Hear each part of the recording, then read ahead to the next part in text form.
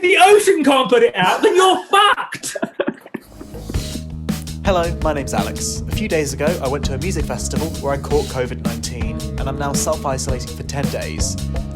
Every single day, throughout these 10 days, I'm going to be recording a podcast with someone interesting or cool, and I want to find out more about their passions, hobbies, and life. Hopefully, this will stop me from going insane. We'll find out together. Welcome to the RONA CHATS. Enjoy. I'm being recorded. Yes, you are. Episode 6. I still have COVID. I'm still locked inside this house. I'm still lonely. There's no one here. But in order to give me some company and pass the time, I have the one and only Jamie Pond. Jamie is a producer, musician, master's student, just an all-round legend. I've known Jamie for 5 years, maybe 6 years, and I consider him a friend, unfortunately. Jamie, how are you doing?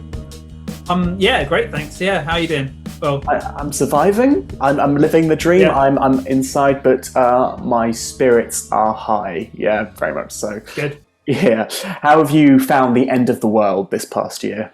Yeah, the thing I find most terrifying about it is how quickly time goes. That is the thing that, just obviously nice. It's been very nice, but that's the thing that, the thing I noticed the most. It's just like a month will go by, and it's just like, oh wait, that thing I did a month ago, that was a month ago. A month is a long time, and it's like, anyway. I have enjoyed it quite a lot because got to spend a lot of time with my girlfriend Beth.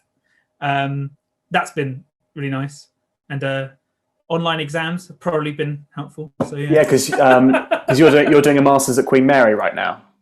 Yeah, that's right. Yeah. What's it in? I know it's software music stuff, but could you remind me? Yeah.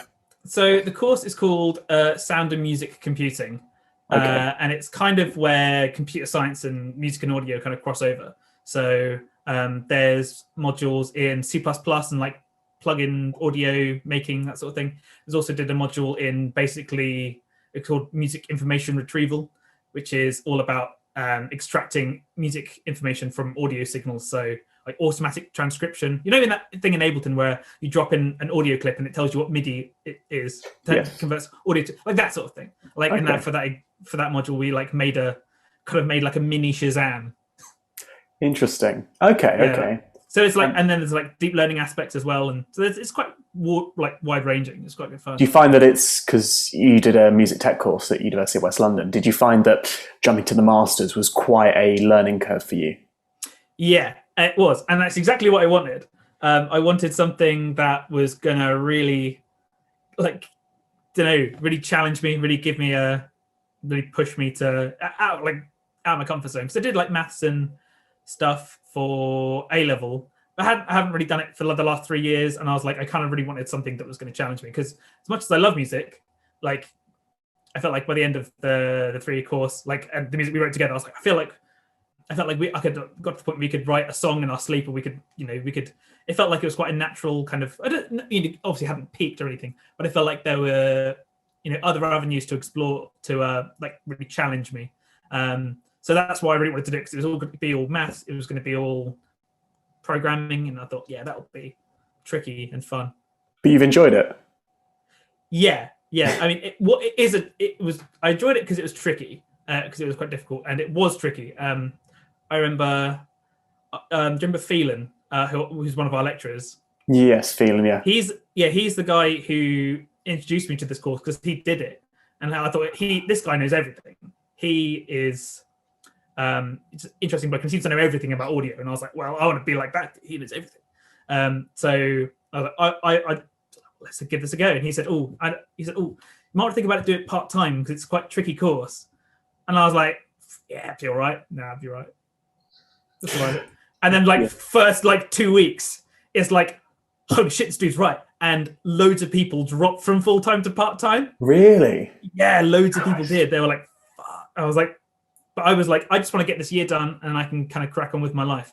So I was like, maybe I'm making a mistake, but I'm going to stay doing this. And we're all right so far. We're about 20-something days away from having everything handed in. So we're surviving it so far. Yeah. I hope I'm not taking up too much of your precious time. I have Wednesday, Thursday, Friday, Saturday, Sunday, Monday got an exam, the last exam. Wow. So I need to absorb everything for that. Yeah. Oh, crikey.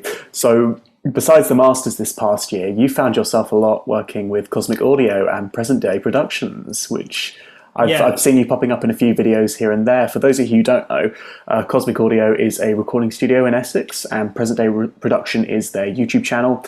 And through that, Jamie has released some plugins, such as the compress. How do you say it? Compressimo, yeah. That's it, Compressimo. Just tell me a bit about that, about how it's been working with those guys. That's been really, really fun.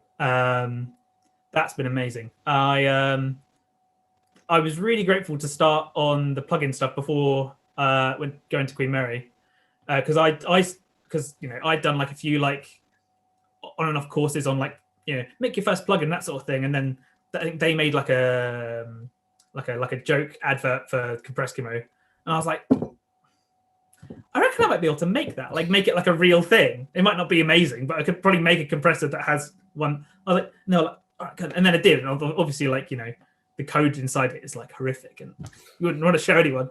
But I was like, then we made it work, and that was really fun. But yeah, it's been so much fun being there because they've got some nice big speakers, and they're really creative people, and I feel like I've got a lot of music education just from being there. And like one big part of my journey there has been learning about speakers. Okay. Right. Because I know that like with you were somewhat quite passionate like with speakers. I think if there's two things I know about you, it's that you like speakers, and D2A is a must. Yeah, I haven't been. I guess because I've got a nice one now, I don't really think about it so much. Well, I mean, you used to obsess over it. Must get the right D2A, must get the highest possible, must get the military grade versions. Yeah, yeah. I think that's I've been less worried about it recently. Maybe because I've got one that's good and works. But I think speakers have like now I've kind of they've in the studio they've got a number of sets of ATC speakers, which I've now decided are my favorite because they sound the best. And yeah, that's a whole little world I've kind of gone into of not being able to eat food because you're going to buy speakers instead. Well, I remember you used to live on basically just rice and sweet corn while you saved up to buy gear. Yeah. So yeah, which in fact that sentence, thinking about it, could be rephrased in a very different way. Gear being drugs. Well, yeah, I used to have to eat rice and sweet corn while I saved up to buy gear. And I was really down on it. Yeah, yeah. So I was really. They had so basically ATC, as far as I'm concerned now, make the best speakers. And there's another company recently we've got some of them in the studio called Kurt Audio. They make amazing speakers as well. But ATC is just there's a kind of like this kind of holy grail, and they've got a set of those in the studio, and I had my K&H 0300s, which I really liked, and then eventually we started like comparing them more and more, and I was like, oh my god, there's something special about these, and then eventually, long story short, I decided I had to get a pair of ATCs because there's this kind of magic. They've got this mid-range, and I don't know how technical we want to go about the whole thing, but anyway, ATCs got this magic mid-range, and eventually a set of them, a very nice set of them, come up on eBay for very, obviously a lot of money, but good for what they are. And I was like, okay, it was like, how much? About the same price as my K&Hs. So I was like, well, if I get these, I can sell the K&Hs and they'll kind of pay for themselves. And I was like, okay, fine. But the downside was that they were in Manchester. Okay. And I was like, I currently can drive, but I don't have a car. And I said to my girlfriend Beth, I was like, Beth, there's these speakers in Manchester. Do you fancy a trip to Manchester? And then she was like, what? Why are you getting speakers? I was like, trust me, they're really good, and they are really good. They're really fun. So it was worth the potential fallout from that interaction with Beth. Yeah, that was good, and then yeah, and I think so anyway, we got back, and they're amazing, and they're really fun. You haven't heard them yet. You need to come and hear them. I haven't, yeah. No. I haven't seen you in probably a year. Probably a year this week. Thinking about it. Yeah, probably, yeah. But yeah, you need to come here because they're insane. I'll definitely do But that. yeah, but yeah, but then on the other side of that, the other day my brother came down to the studio with his girlfriend, and he's a creative person. He's a writer, like novelist kind of writer, and he likes music. Yeah, he's interested in the whole music sphere. But I was like, dude, you have to come and hear because we've got a number of nice sets of speakers there now. I was like, you have to come hear these speakers. It's gonna blow your mind. And come on, and they get in there eventually, and come and sit here and sit in front of these big pair of the big ATCs that they've got. I was like, come hear these. And there's another set of the Kerr speakers that I said about, and the Kerr speakers, they're currently on loan to the studio from the manufacturer. They're like sorry, that was my phone. And they're currently on loan to the studio, but they're like 25 grand a pair new. Christ. And they do sound great, and they sound great. But when you're listening to them, are you sitting there thinking, yeah, this sounds like 25 grand?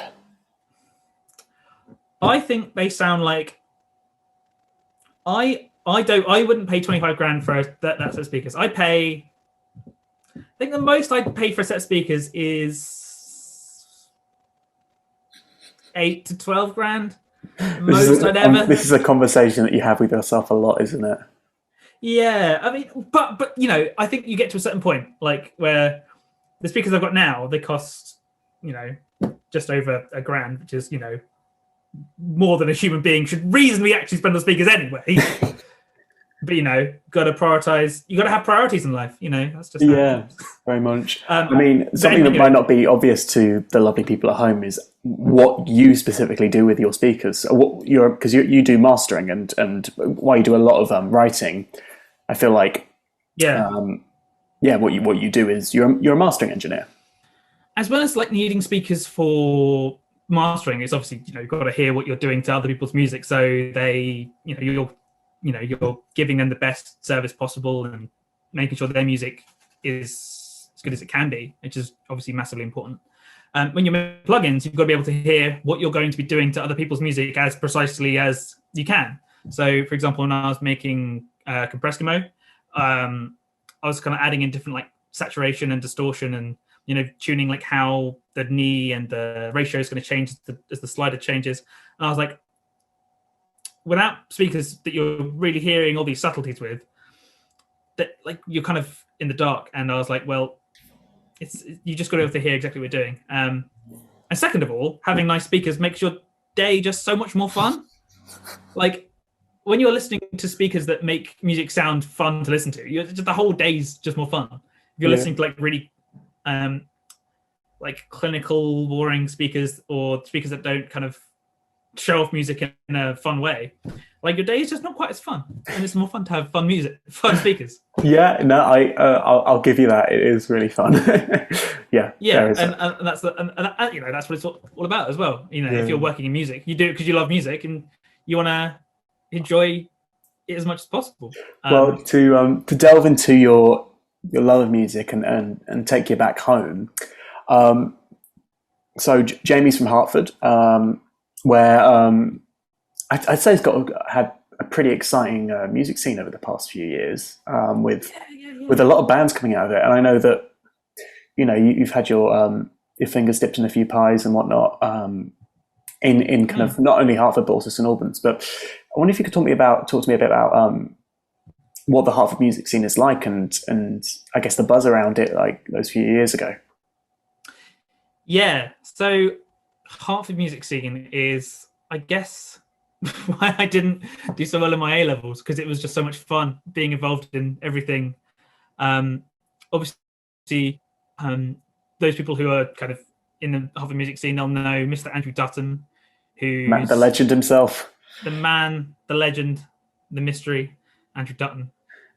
He kind of organised a lot of the gigs, and I feel like that world that at least I was in was really centered around the Dog and Whistle in Hartford, and so many the closest friends I've met and got over those years of like being really stuck into the Hertford music scene. It's from the Dog and Whistle, and like got to meet some of the very talented chaps that were in Thousand Thoughts, previously Elsewhere. I'm sure people might know them.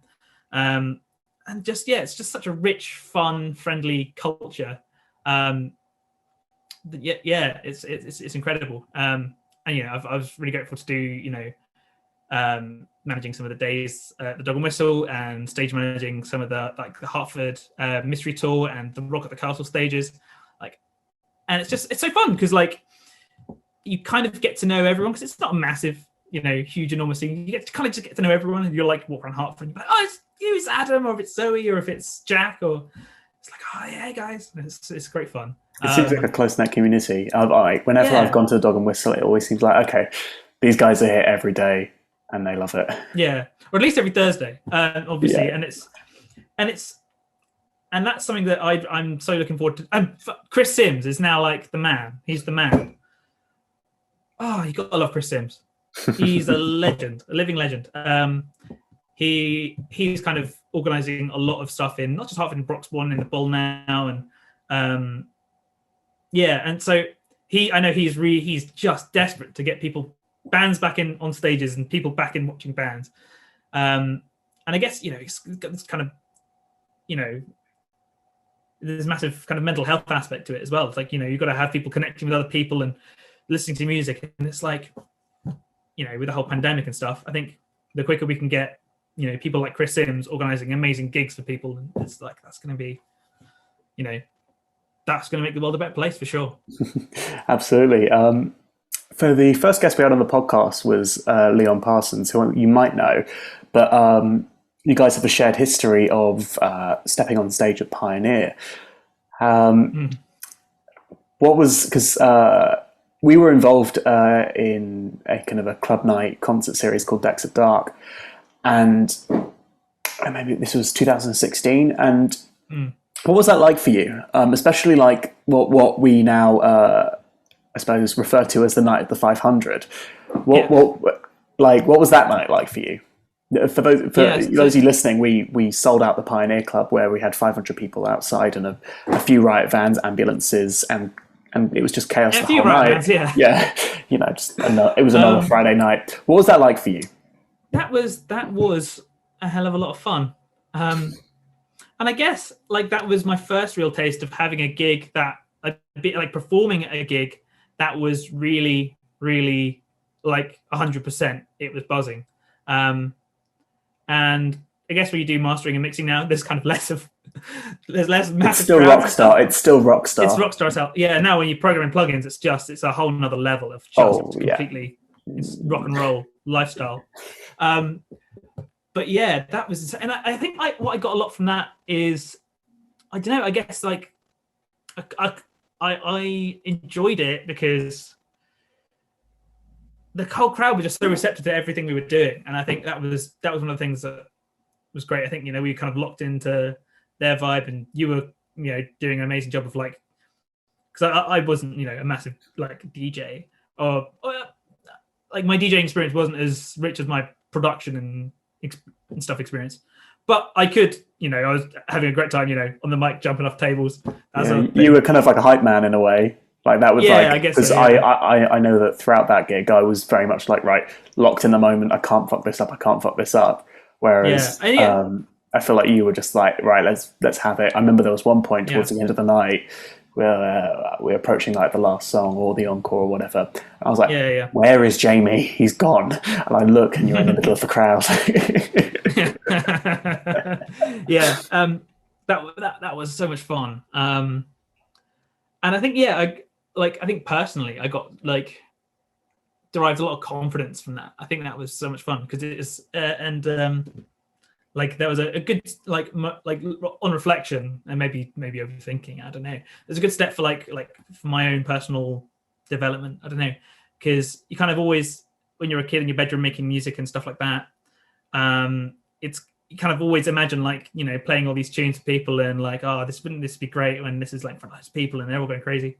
I don't think we played any original music, but I it was the played first some kind of, originals of mine, and you've got some and I eyes and used stuff like that. yeah, and I played a ton of your mashups. Yeah.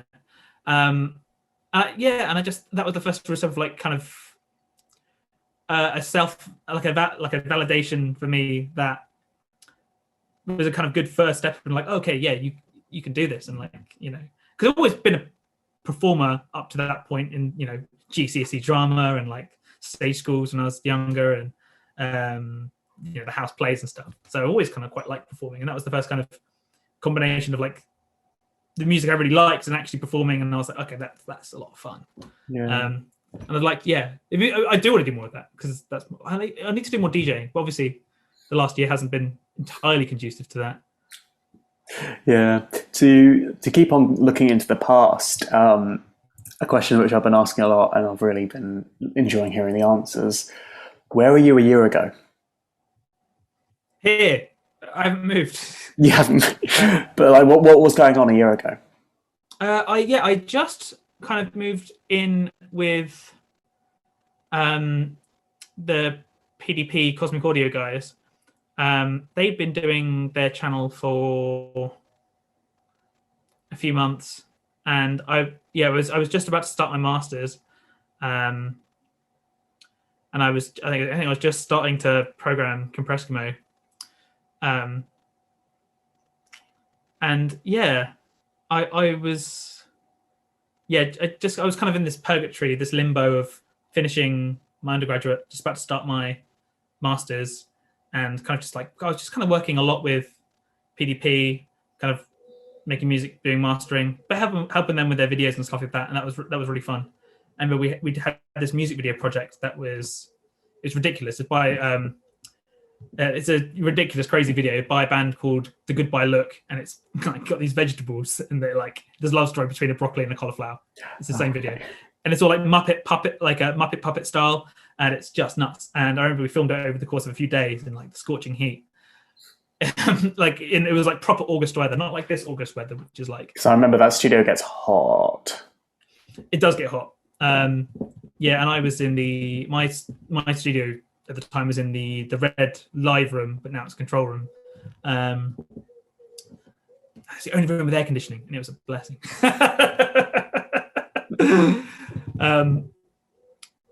But yeah, like looking back from a year, and like the amount that I have changed, I think is insane.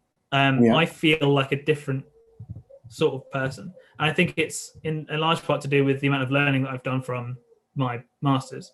Because I was kind of like, I feel like I feel when you do like a lot of things, there's an element of there's this ambition, but there's also like this, you're kind of trying to validate yourself to yourself in some sense. And I was like, well, let's do this masters. That'd be really tricky, and that'd be really fun, and I'll learn a lot, and I can kind of prove to myself that I can do this difficult thing. And I feel like that kind of journey of like learning all these new to me difficult things, like how does a neural network work, and how do you code a plugin to run fast on your computer, and all that sort of stuff. And this kind of more, and like I've always been a kind of engineering, kind of mathsy, technical thinker, but it's kind of like in a creative kind of context, and that's kind of taken it to a whole nother level. And now I feel kind of more confident in my kind of ability to do that sort of thing. So I think like there's over the last year, comparing myself to last year, I feel more confident in myself. And do you feel like the time alone you've had in lockdown? Because I mean, everyone's been isolated. We all went through the same story. But do you feel like that time alone, with your thoughts and by yourself, contributed to that? Or at least, how did that contribute to that, I should say? So I feel like, it's only to a small extent, there's like a real sense of self-isolation for me, I think, because I've always been around, being in a bubble with Beth and her mum, because I live here with Beth and her mum, which has been really nice. So there's always, at least those two people around. And then James and Mark at the studio. We're kind of in the same bubble. So I've never like really felt that sense of isolation, really per se. Your home life and your work life have somewhat continued. Yeah, it's just been the social aspects of like the pub or gigs that you've really lost, I suppose. Yeah, and like I remember the first time I got to go out really, it was with the Hartford Music lads, like as it should be. Yeah, we went to it was with for people who know, it was James Tyra, Chris Sims, the man, Jack Botterill, Matt Morrell was there, and Jamie D'Souza. Legends, love them. Sounds like you're just talking about the backbone of the Hertfordshire music scene in general. Yeah, exactly. And I was, because I've been on plenty of nights out with those chaps before, and they're the best sort of chaps to go on a night out with. And it was like, I feel like a human being again. Yeah. This is what it's like to socialize. I kind of forgot because, like, I guess this is the same story with everyone, literally, as you say. But like, my social circle was 4 people and the dog. That's and I was like, let's say 5. Yeah, she's cute. Yeah, she's very cute. She's a person. Yeah, she's very cute. And it was so nice to see normal people again. Mm-hmm. And I guess like, where I'm quite keen to protect everyone and do the right thing for COVID. And it's like, oh no, you should stay inside, don't go out. And you kind of stop yourself doing all those fun things.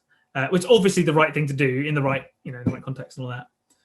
And you kind of like, you kind of design yourself that so you can, save people's nans and stuff, which is the right thing to do. But then the first time you go out and you go, oh yeah, that's right, this is fun. Holy shit. Yeah. People, being around people is nice. Like different people is nice. It's like, fuck. I noticed it when I went to the download pilot where I bet that's a whole nother level though. Yeah, that felt really weird. I talked about it with being around people. Yeah, well, it was the fact that not only was it my first contact with like my friends in over a year, it was the fact that also you were just put into a fucking sardine tin with 10,000 other people, but it was. First 15 minutes, I was like, this feels so wrong. And then like after 15 minutes, and the beer helped a lot, I think. But but I was I was on autopilot. I was like, cool. I know what I'm doing here. I've done this before. I'm an expert at this, and just went the full weekend. It was great. That's something that I was interested in. Is like when because we're going to go to see Pendulum in the end of September. And that's obviously going to have some people there, and I'm just interested to see like what my instinct is, because as you say, there's like 15 minutes of like, oh fuck, this is strange, but like how long is it? Like maybe it takes you like 15 minutes, no time at all to reset to normal. I mean, so I've been to 1 unrestricted gig and 2 test events. And the unrestricted gig, where it's just open your doors and you come, I was the whole time mask at the back going, this is scary, this is scary, this is scary. The research events where everyone was tested beforehand, I let loose like nothing else on earth. Jesus Christ. And with one of those test events, now I'm paying for it because I'm here.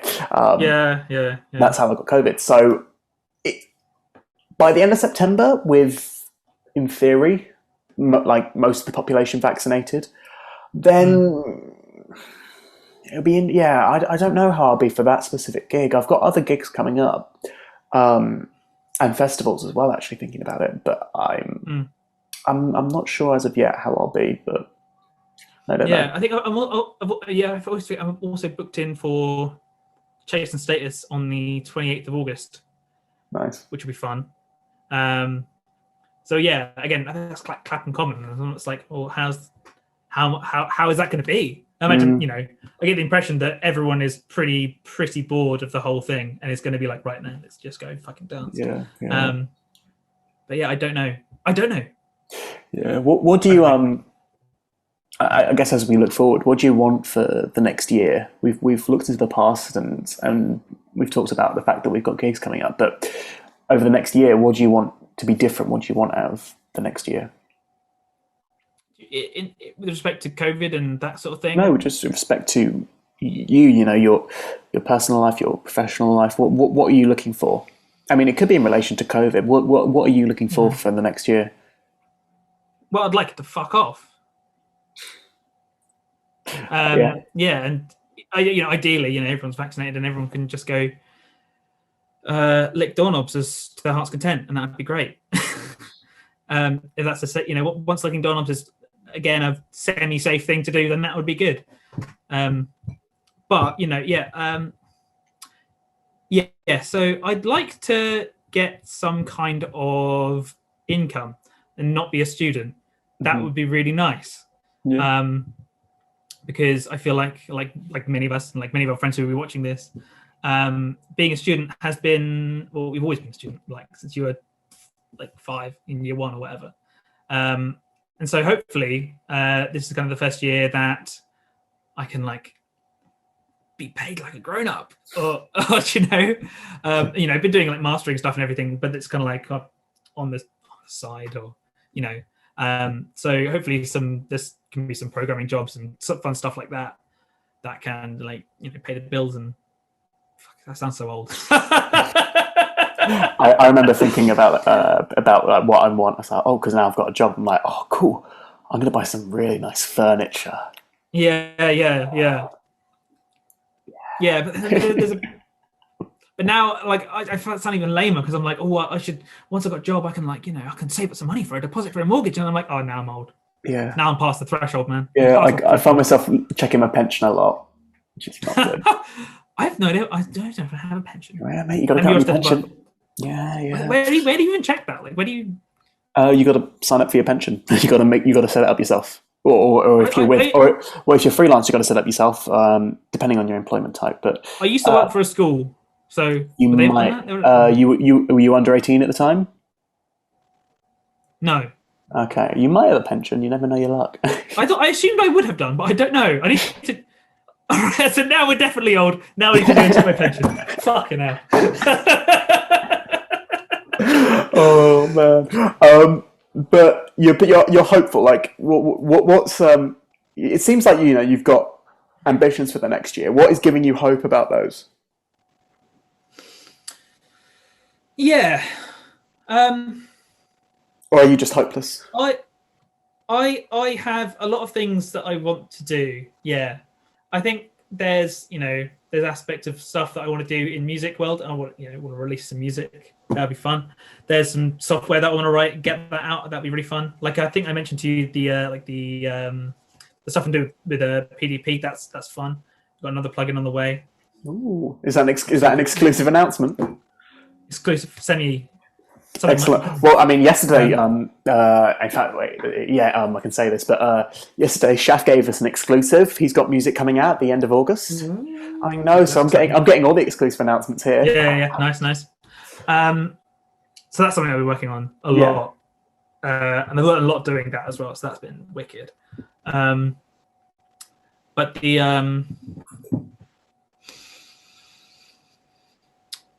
so and it's stuff I want to write, and I think, like I said about that creativity tool, that's something I want to work on a lot. Mm-hmm. So yeah, I think like that's because I feel like creativity is like a lot of people I think that's a problem that I was trying to solve is like when we used to do the kind of intense music writing. And it's like it's a game. You've got to write the song, get it out like now, and the 24-hour sessions. So that's what this creativity tool that I was telling you about. So basically, what it is for people watching is I want to make a tool that maybe I shouldn't give my ideas away. I don't know, whatever. So maybe someone could do it better than me, and that's give the elevator pitch. Good. Yeah. So if someone could do it better than me, then that's great. And maybe people want to build it into their doors, and that's probably gonna be better. But anyway, the idea is that it's a program that starts a timer, and the timer is a countdown for when your door is going to crash and permanently delete whatever you were just working on. And the way you can stop the timer going down is by moving the mouse, interacting with the computer, inputting MIDI, and recording stuff. So if you ever stop writing music, you stop recording stuff, or you just overall stop interacting with your computer, your door will crash and delete all your progress. and maybe there's going to be a few features where it permanently deletes it, no recovery. Maybe you could set it's going to encrypt it, and you have to pay how much money you want to get it back, and maybe like you have to pay. It donates money to either wildlife. That's sadistic. That's sadistic. Or maybe it donates it to like the political party you don't like, or I don't know, or maybe I don't know. Maybe it's just a time. So basically, it's like you don't think, create, just create, and I think that's an important. It kind of embodies that idea of like, don't think about it, don't overthink it, just make it. Mm-hmm. And I feel like that's an important message to have sometimes when you're a creative.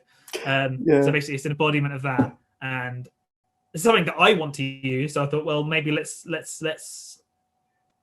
see if it's helpful for other people. And I don't know how that would be monetizable or not, or however that would work. Maybe people let us know if they think that's a good idea, or how it could be monetized, because they need to eat food.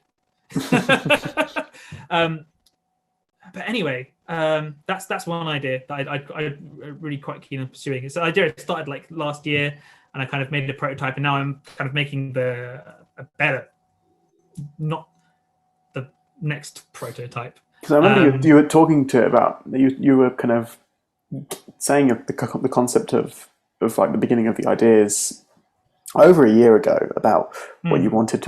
You said you wanted a tool that would kind of punish you for being lazy when working on music. Yeah, I think that was like the brief that you had. But I love it, but you're a sadist, my friend. Jesus Christ. Yeah. Because it just kind of gets you out of this mindset of, I don't feel creative today. I don't feel creative. And it's like, it doesn't matter, dude. If you want to make amazing music, you've got to create every day. You've got to make stuff consistently, and this is how you're going to force yourself to do it. Yeah.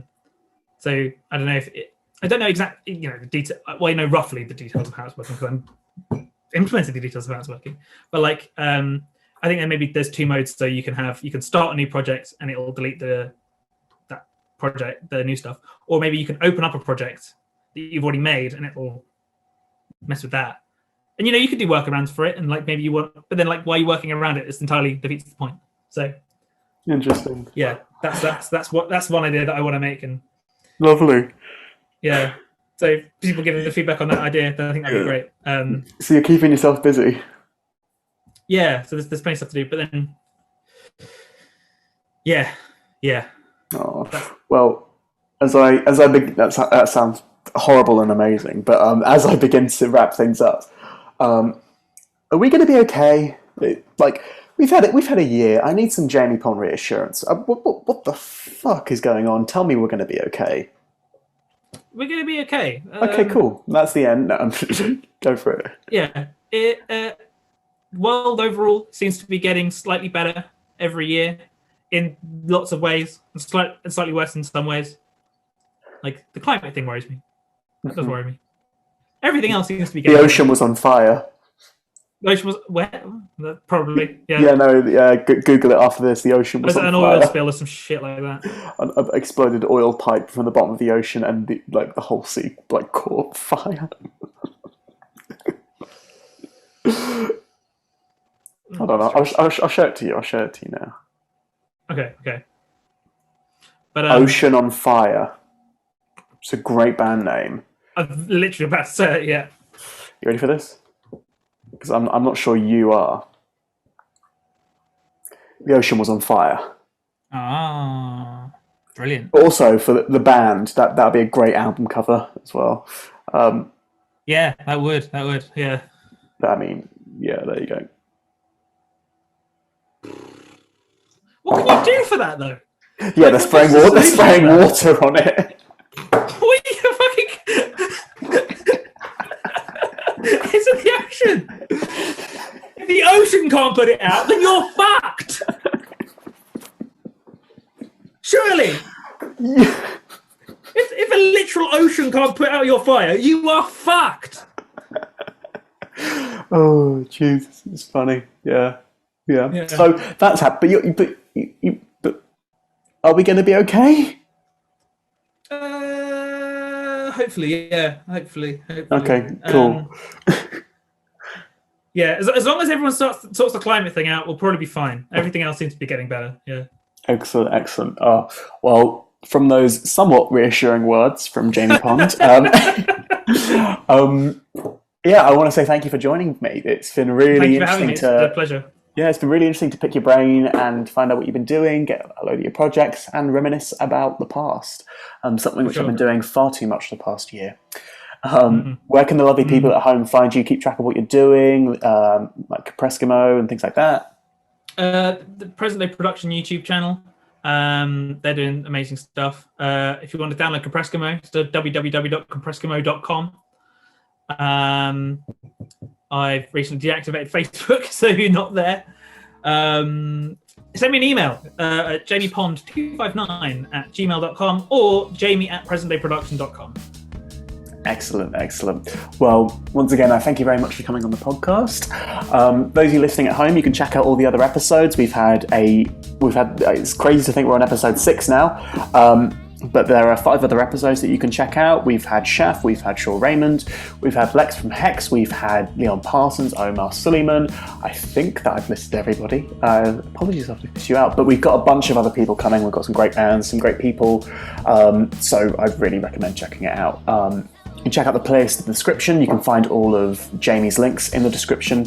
So thank you very much for coming. I will see you next time. This has been the RONA Chats.